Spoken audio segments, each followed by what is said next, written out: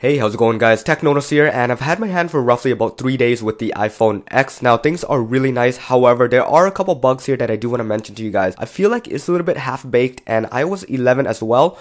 iOS 11 kind of launched without even verifying everything, and there were quite a bit of betas with it. However, they're jumping straight to iOS 11.1 and now actually 11.2, which is a little bit crazy, but we are ahead of times right now.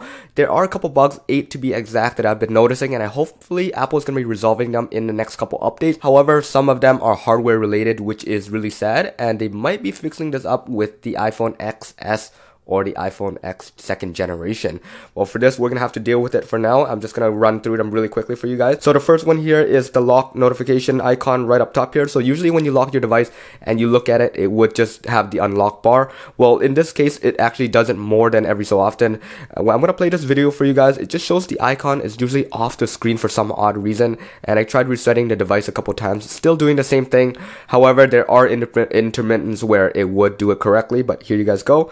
Just tap on it and you can see the lock icon pretty much goes off the screen. So it doesn't affect anything, but again, it's just a little annoyance that it is having that issue after the iPhone X has been released already. Now the next one is going to be within photos. So I usually have photos launched up right at the bottom here, and live photos, I'll go to this section just to keep some of the stuff private. But if you're swiping between the photos and you switch it into landscape or portrait mode, it just stops halfway in the screen, and it probably won't happen on camera right here, but usually it would just stop like this and it would freeze up the whole screen for no odd reason at all. Like it just happens every so often, but when it does happen, it gets pretty annoying. iOS 11, since the first beta, Safari and YouTube do not mix. So unless you guys have the app running in the background, or you have the app of YouTube, which is filled with ads now, it's just a little bit crazy. I don't even use it, but if you launch up Safari and you go to youtube.com and you watch a video, roughly about 10 seconds after, nothing is clickable anymore. So you actually have to reload the page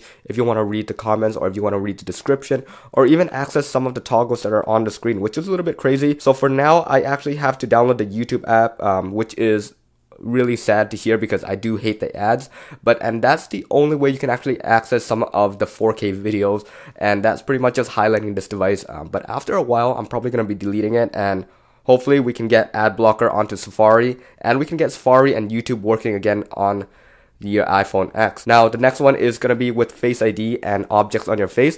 So Touch ID has now been removed from your from all iPhone X devices, and I have an iPhone 8 over here, which I'm so used to the Touch ID that now Face ID pretty much makes it really hard in some cases to actually access. So let's just say I have something in my nose. An example is the other day I had a nosebleed, and I stuck a little piece of paper into my nose, and honestly Face ID had a hard time recognizing that, and it wouldn't let me access, so I actually have to go back to punching in my passcode. And if that's the case, I'd rather just pick up an iPhone 3G and punch in my passcode without all the crazy features here, which really sucks, to be honest, because Face ID should be working even if you had makeup, you had a mask, you had glasses on.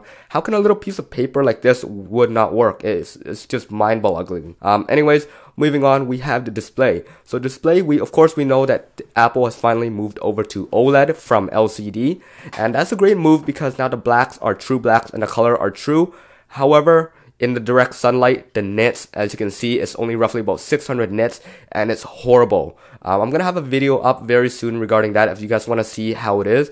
The display is just too dark to see anything, especially when I'm recording anything. It seems a little bit of a tint of blue, but again, even at max brightness and true tone off, I can barely see anything in direct sunlight. So that's a downer, and I actually had my iPhone 8 right next to it, turned it on, and recording was just beautiful. It was so bright.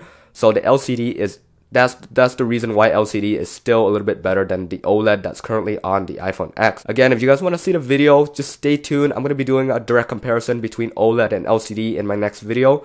So again, stay tuned for that. And if you guys want to see any of the sneak peeks, remember to follow me and subscribe on Snapchat and Twitter. I usually give you guys sneak peeks of what I'm doing and when the video is going to be releasing on those social media sites. So yeah, the next one, moving on, is going to be the network. So of course you guys can see the network up top here. We have 2 bars up top. We have Wi-Fi connected, and you have the timer. But to see what network you're connected to, you actually have to turn off your device or actually go into the lock screen. Once you're in the lock screen, it'll show you what carrier is on. In this case, I'm with Fido, and Fido is a network within Canada. However, this device has hard times connecting to that network. Actually, it would connect to an extension network, which is EXT.